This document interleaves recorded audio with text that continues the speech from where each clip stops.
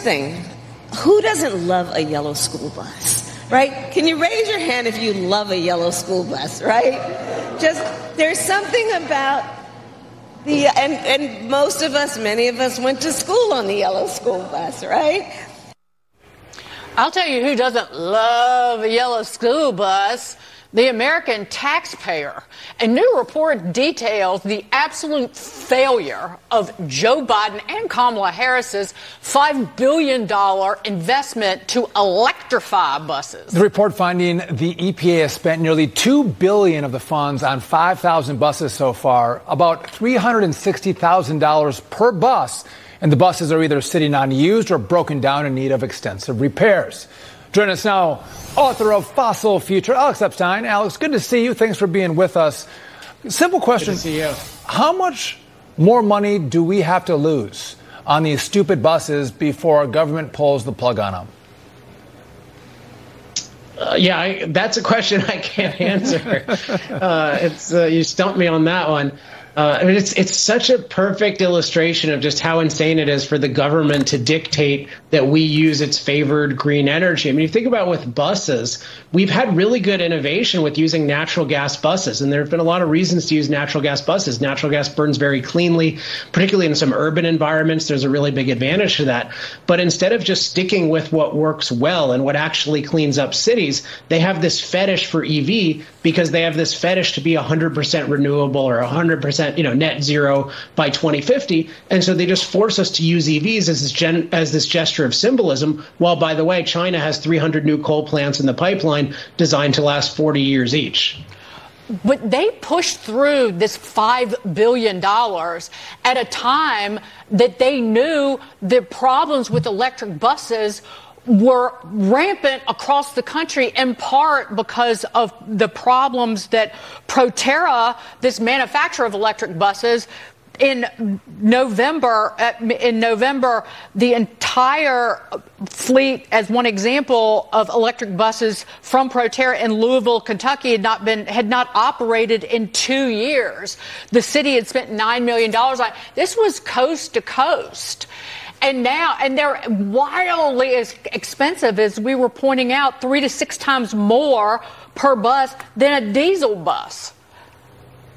Well, I mean, but it was never that plausible that electric buses were in any kind of position to be actually cost-effective replacements for diesel buses or for natural gas buses. So if they took it on faith that they would work the first time, why don't they take it on faith that it'll work even when it keeps failing? I mean, I'm sure there's some huckster telling them that it's a good idea, and they just have this maniacal thing of we have to signal our way to net zero. And the environmental impact of these buses with the batteries and all that, for a bus that doesn't actually work, they're not doing the environment a favor. They're actually setting us backwards. But especially if it doesn't work. That's the point. Yeah, it doesn't even work. So it sits there. You've used all of the batteries and electrical components on a product that won't work. But if you were thinking about your kids going to the park today, Alex, or maybe letting them run outside after school, we have one word for you: don't. That's Joe Biden for you. According to the eco-obsessed, climate change now makes it too dangerous for kids to play outside. There was a new report that came out that said that we're going to have all these additional days of dangerous air, so kids can't go outside. I'm not sure if you saw the study or not, but it seems like there's frothing mouths in all of these future predictions that never seem to come true. What do you make of the study? I mean, this is not a study. This is just a fraud. Right. So let's break it down. So first of all, it's all coming from wildfire smoke, or that's where most of it is. And so they blame that on fossil fuels, whereas it's obviously bad forest management. So everyone has known for decades that if you let wood and other stuff accumulate in the forest, you have huge fuel load, and then you run the risk of dangerous, out of control wildfires. So this is a function of the green movement. This is not a function of using fossil fuels and it being slightly warmer than it was a couple decades ago. But even on top of that, if you look at this so-called study, what they're talking about is we might get back to the levels of 2004 or even 1970 or something like this. Now, we're not going to get there, but was it never a good idea to go outside in 1970? Like, was that the thing? We should have all stayed inside for all of human history until we very recently cleaned up the air, because everyone was living with dirtier air before. I mean, even people near a campfire, near fires, and the caveman had a lot of particulate matter exposed. You know what? Apparently nobody should have been inside since before 2000. Do you know what actually causes outside air pollution? Electric vehicles. Electric vehicles, because of the weight and the torque produced, the tires throw off more particulate matter, 20 to 25% more than a gasoline-powered car. And the tires throw off a toxic chemical more, and it winds up in the water, in fish, and in food sources. Help us, Jesus. There is that. So I didn't see anything in the study from what I saw about more tire wear, which is a real thing, and that's a real phenomenon.